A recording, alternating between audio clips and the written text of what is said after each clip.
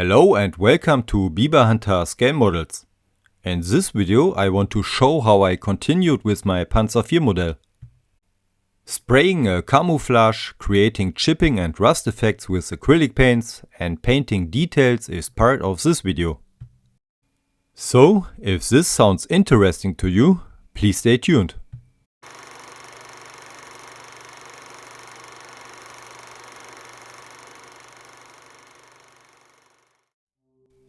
This is how the model looked after building it. The video to this is on my channel, by the way.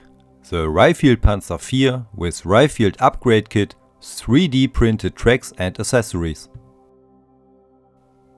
I started with disassembling the model and remove all loose parts like the stowage and the cruise equipment, side skirts, tracks and wheels.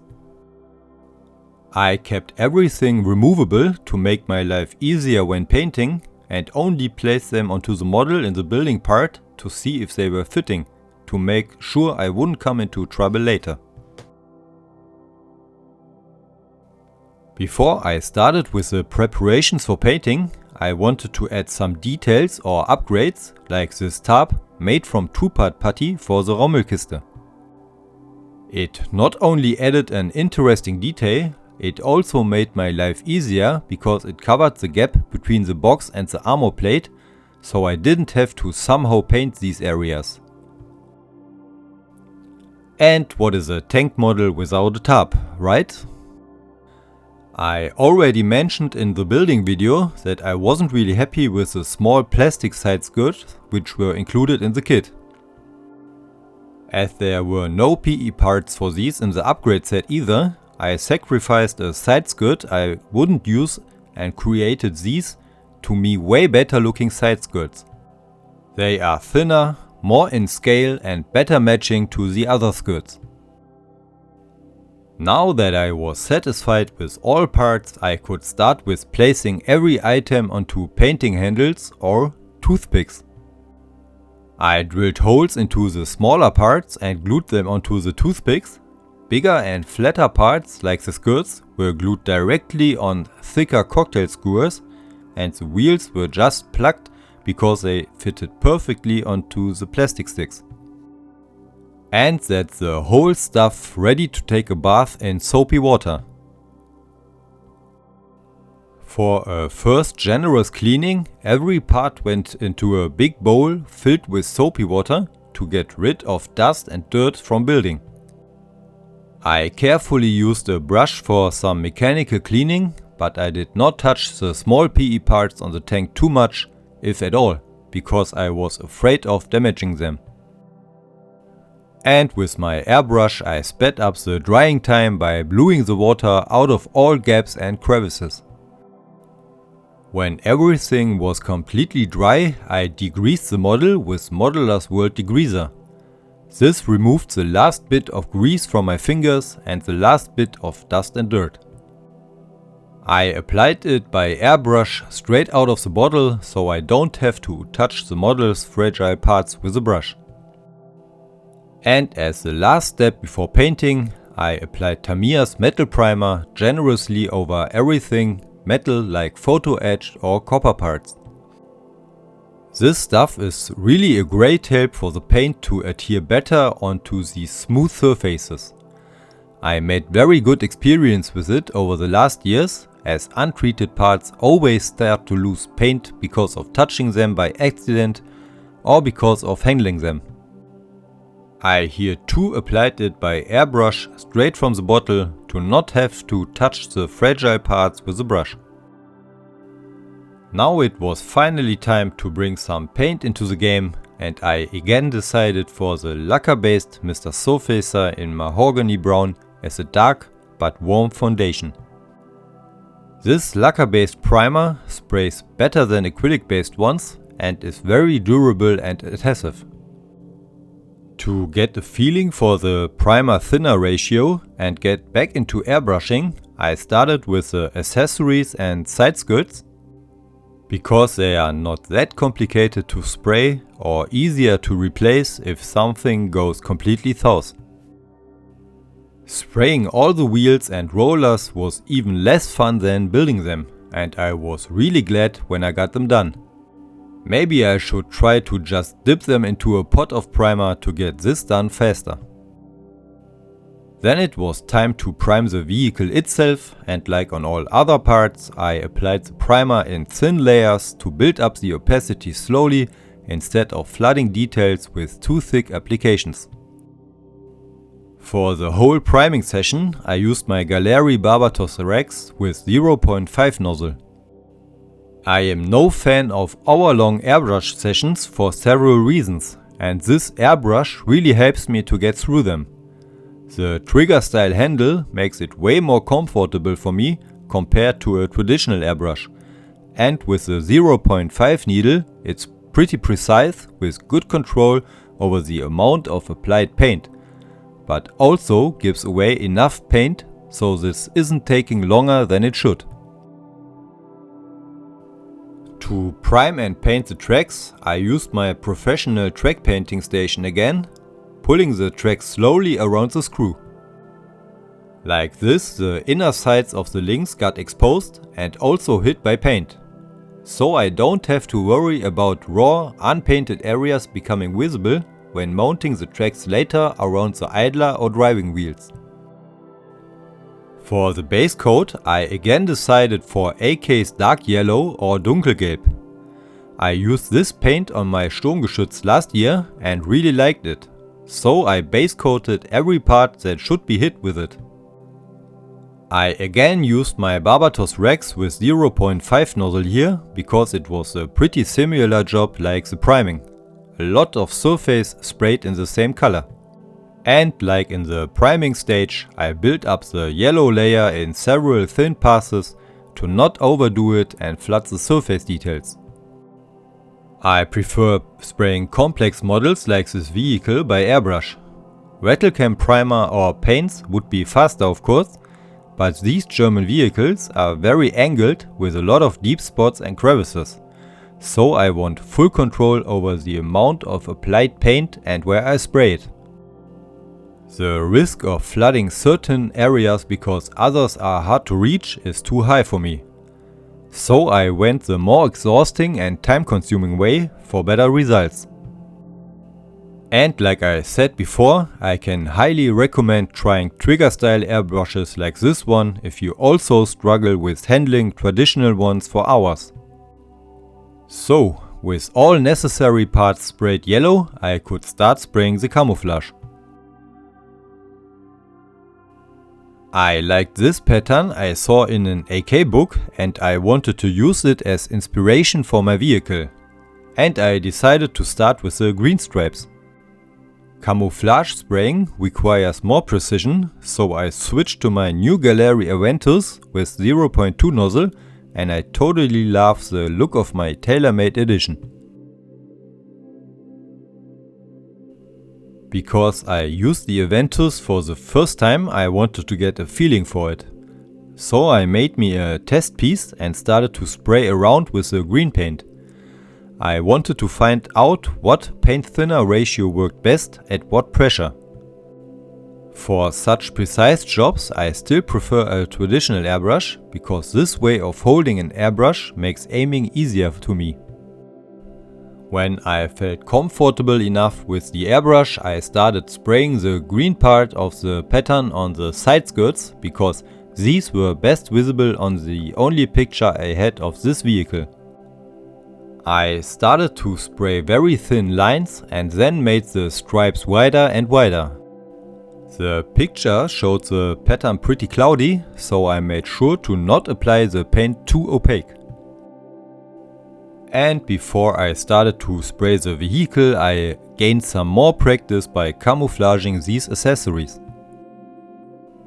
To spray the camouflage on the vehicle was not an easy job, because as you saw, I had only one picture of one side, so I had to somehow freestyle the rest. I sprayed what I could see on the picture and then tried to sketch the rest in a way that it looked similar to my template, connecting the visible areas on the vehicle. The other sides I had to make completely on my own.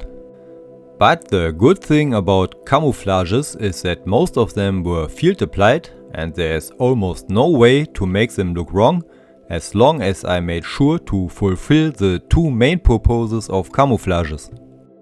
First one, integrating the vehicle optically into the surroundings, and second, breaking the shape and hard edges.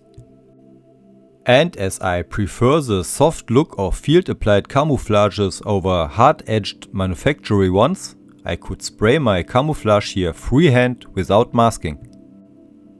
The only parts I masked off with tape were the attachment points for the wheels, so they won't get thicker by building up paint and the wheels still fit after airbrushing.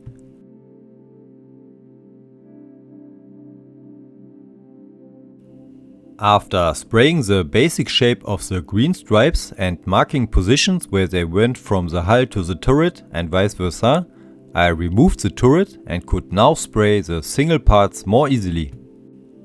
Like this, I could spray hard to reach areas, connect single stripes better and handle the model without fearing that the turret would fall off while turning the model to the other side or even upside down, as I somehow had to get into the crevices on the hull or behind the armor plates on the turret. And I have to say, I liked how my Aventus performed so far.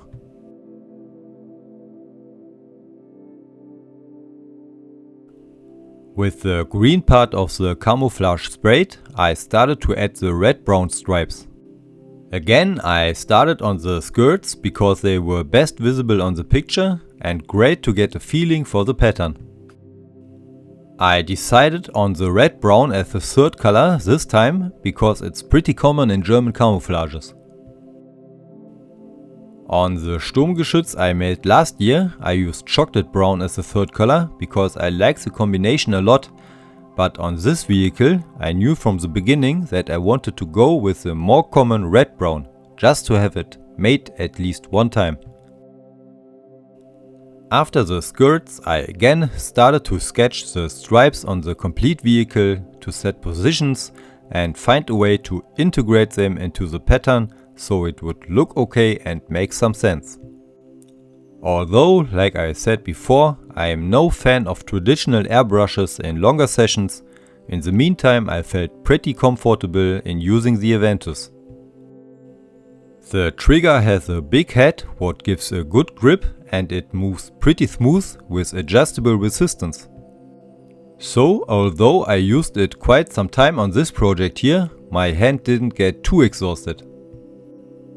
And with me being no airbrushing god, I think the sprayed result wasn't too bad. I think the Aventus earned its place in my airbrushing setup and future projects. And another plus to me, it's pretty quick disassembled for cleaning without any tools needed, comparable to my H&S Ultra.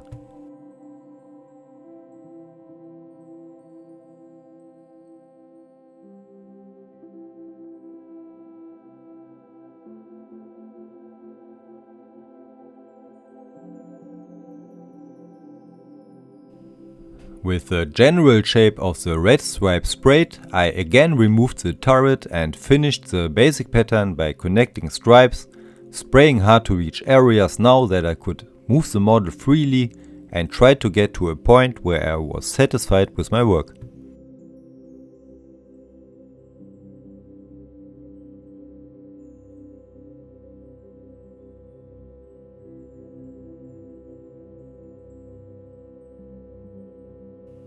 And that's the basic pattern sprayed.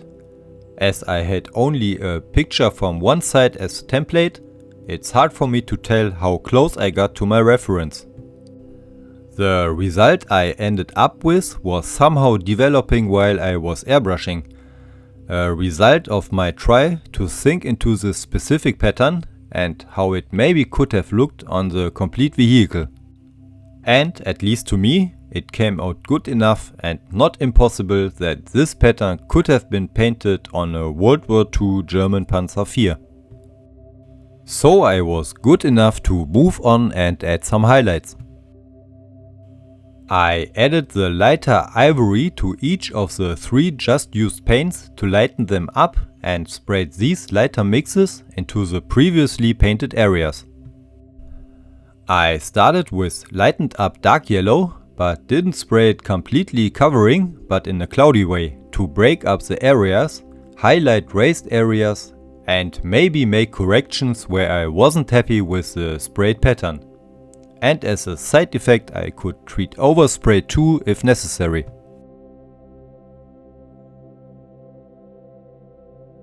This was then repeated with the red-brown areas, and of course with the olive-green areas as well. And that's the finished camouflage, and after several days of spraying the hell out of my airbrushes and an overheating compressor, I was really glad that I had this done and was really looking forward to some brushwork.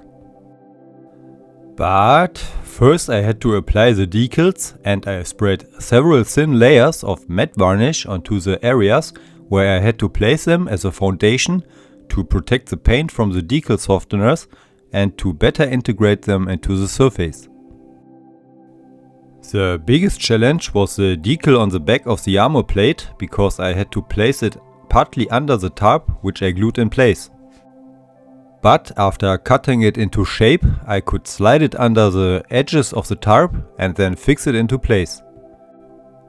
And after another layer of matte varnish to seal them, they looked almost like painted, and I was good to go for the next bigger chapter, chipping.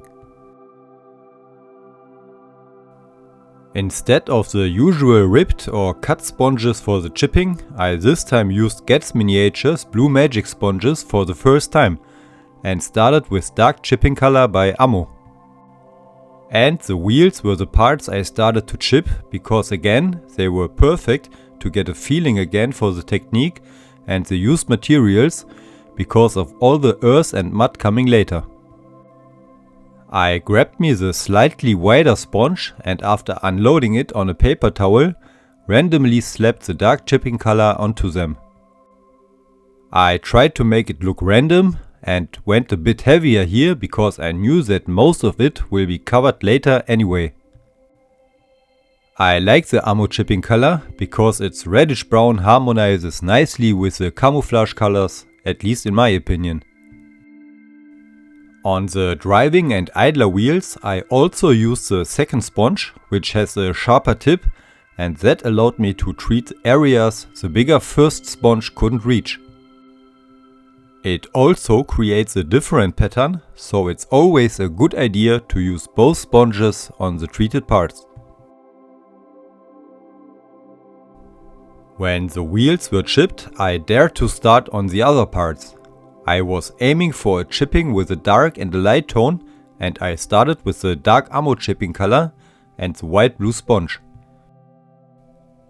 After unloading the sponge, I started very carefully to add the chipping to areas where I thought it should be and where it would make some sense.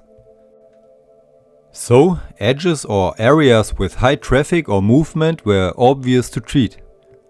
The fragile parts like the side armor and doors had to be stippled very gently, and I always tried to twist and turn the sponge to not end up with a repeating pattern.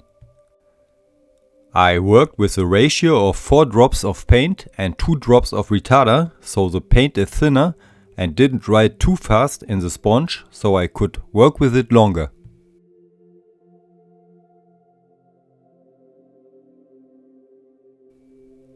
Next I switched to the second sponge and made another pass and treated areas I could now reach because of the sharper shape.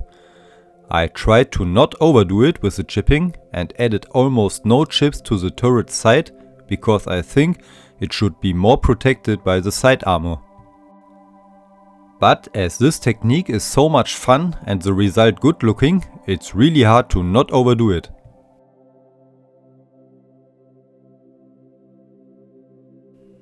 Another cool thing I like about the magic sponges is that they are cleanable and reusable.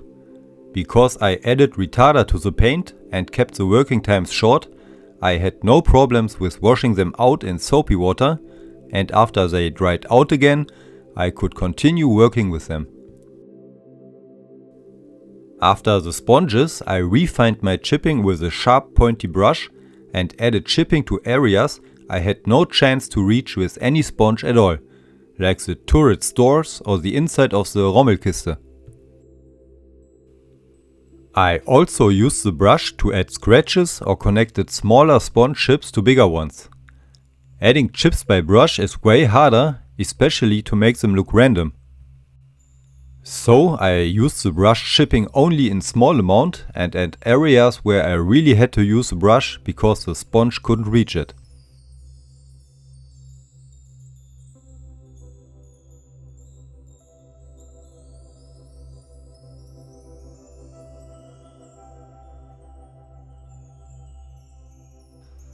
With the dark chips done, I added the lighter chips, again starting with both magic sponges to add different shaped chips and to reach as much areas as possible. I added the light chips in smaller amount compared to the dark ones, mostly into the green and red-brown areas to break up the surface a bit and make it more interesting. But as this mix is slightly brighter than the dark yellow base coat, the light chips were visible here too, and they did their share to the overall look of the model.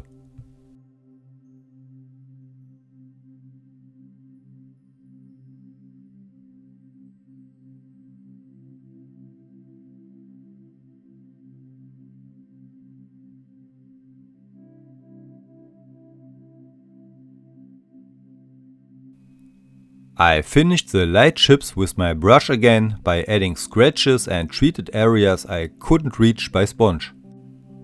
If the light chips came out too big, I could place a small dot of the dark chipping color in its center. That knocked the big light chip down and also gave the chipping a three-dimensional look. But this was the exception from the rule, as I tried to keep the two chipping colors separate.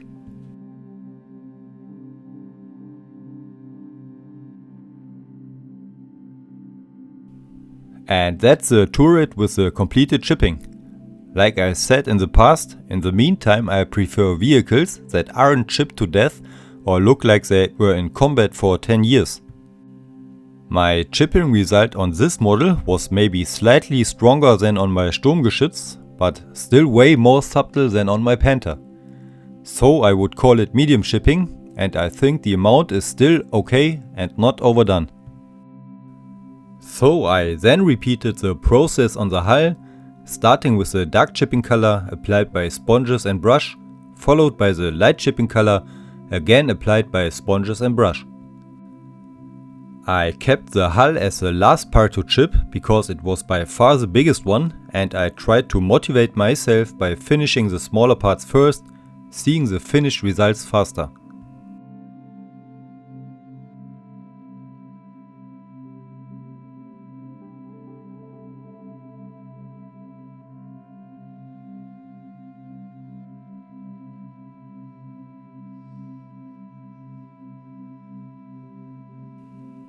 And that's the model with the finished chipping, and I was really glad that this was done and I could now finally move on. To paint the rubber parts on the wheels I used an AK marker because I think they are perfect for boring assembly line work like this. I wouldn't use them to paint the whole model or a camouflage, but to save some time on repeating work like painting 18 road wheels, they are more than welcome, because time is the thing I am lacking the most.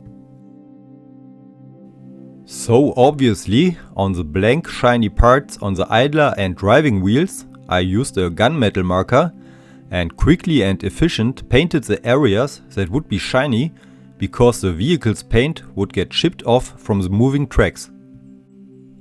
And with the not so interesting jobs out of the way, I could move on to some more interesting stuff. I this time wanted to go 100% acrylic on the exhaust without using enamel rust products to finish it like I did it in the past. I started with the base painting with a medium grey. Next I applied a whitish paint with a reddish touch with one of the magic sponges to make the surface lighter and more irregular.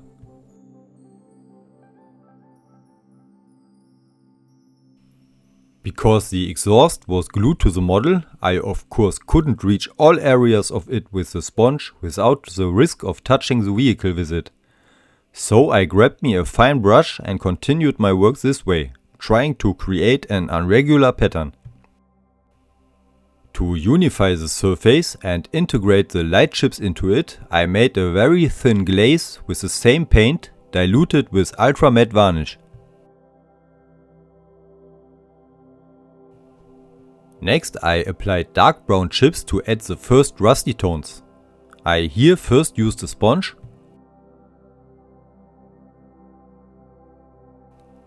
and then switched to a fine brush to be more precise and to reach areas the sponge couldn't reach. I applied them mostly into the biggest white areas and also tried to add them more to the upper area where more heat would collect.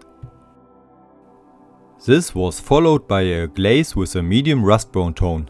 I here again used matte varnish as a thinning medium and applied it partly in a stippling motion to create some kind of texture.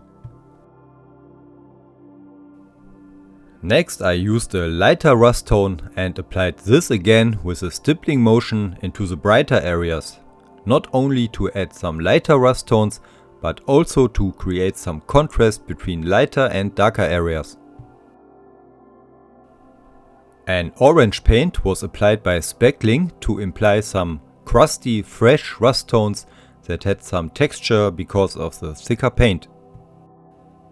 I here used paper to avoid specks hitting the model. On the area below the exhaust, I used a brush with water to remove them immediately after applying. At this point I had the feeling that my result was a bit too bright and orangish, so I grabbed me some dark brown paints again and applied them in glaze-like consistency, again in a stippling motion to get back into a more darker direction.